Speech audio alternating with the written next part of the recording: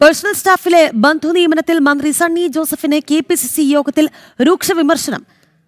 നിയമനം കരുതലോടുകൂടി വേണമായിരുന്നു എന്നാണ് യോഗത്തിൽ അഭിപ്രായമുയർന്നത്. സഹോദരി ഭർത്താവിനെ സണ്ണി ജോസഫ് പേഴ്സണൽ സ്റ്റാഫിൽ നിയമിച്ചത് വിവാദമായതിന് പിന്നാലെയാണ് നീക്കം. സ്റ്റാഫിലെ ബന്ധു നിയമനത്തെ ചൊല്ലി വൈദ്യുതി മന്ത്രി സണ്ണി ജോസഫിനെതിരെ കെപിസിസി യോഗത്തിൽ രൂക്ഷ വിമർശനം. നിയമനം കരുതലോടെ വേണമായിരുന്നുവെന്നും വിമർശനത്തിന് ഇട നൽകരുതായിരുന്നുവെന്നും യോഗത്തിൽ നേതാക്കൾ പറഞ്ഞു. സണ്ണി ജോസഫിന്റെ ബന്ധു നിയമനത്തിലാണ് വിമർശനം ഇപ്പോൾ ഉണ്ടായിരിക്കുന്നത്.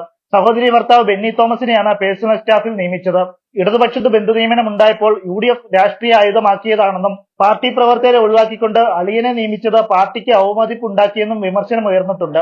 പ്രതിപക്ഷത്തായിരുന്നപ്പോൾ ബന്ധു നിയമനത്തെ എതിർത്ത കോൺഗ്രസ് തന്നെ അധികാരത്തിൽ വന്നപ്പോൾ ബന്ധു നിയമനം നടത്തുന്നതിൽ ഔചിത്യ പ്രശ്നമുണ്ടെന്നാണ് യോഗത്തിൽ ഉയർന്ന വിമർശനം. മന്ത്രി സണ്ണി ജോസഫിന്റെ സഹോദരി ഭർത്താവും കോൺഗ്രസ് നേതാവുമായ ബെന്നി തോമസിനെ മന്ത്രിയുടെ അഡീഷണൽ പ്രൈവറ്റ് സെക്രട്ടറി ആയാണ് നിയമിച്ചിരിക്കുന്നത്. നിയമനത്തിൽ നിയമപരമായ തടസ്സമില്ലെന്നും ബെന്നി തോമസ് മാതൃകാപരമായ പൊതുപ്രവർത്തനം നടത്തുന്ന ആളാണെന്നുമായിരുന്നു മന്ത്രിയുടെ പ്രതികരണം. ഇതിനാണ് ഇപ്പോൾ കെപിസിസി യോഗത്തിൽ രൂക്ഷ വിമർശനം ഉയർന്നിരിക്കുന്നത്. ജനം, തിരുവനന്തപുരം.